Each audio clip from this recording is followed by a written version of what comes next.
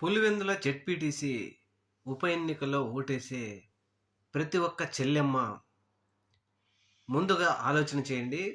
2024 సార్వత్రిక ఎన్నికల్లో చంద్రబాబు నాయుడు ఇచ్చిన హామీలు నీకు 15,000 అంటూ మొదలుపెట్టి ఉచిత గ్యాస్ సిలిండర్, బీసీ మహిళకు పెన్షన్, నిరుద్యోగికి 3,000, అలాగే ప్రతి ఒక్కరికి రైతు భరోసా, ఇలాంటి సంక్షేమ పథకాలన్నీ అమ్మఒడి, అన్నదాత సుఖీభవ, లేకపోతే తల్లికి వందనం, ఇటువంటివన్నీ మీ ఇంటి దగ్గరికి వచ్చాయా?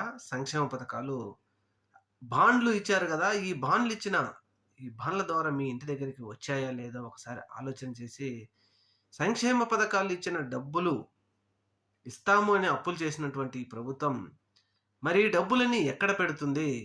ఇప్పటికి 2 లక్షల కోట్లు అప్పు చేసింది ఈ ప్రభుత్వం. ఈ డబ్బులన్నీ ఎక్కడ పెడుతుంది? రాయలసీమలో ₹1 ఖర్చు చేసిందా? ఆలోచన చేయండి మిత్రులారా. ఈ సంక్షేమ పథకాల్లో ఏ ఒక్క సంక్షేమ పథకమైనా వారు చెప్పినట్టుగా పూర్తిగా వారు ఖచ్చితంగా అమలు చేస్తున్నారా లేదా ఆలోచన చేయండి.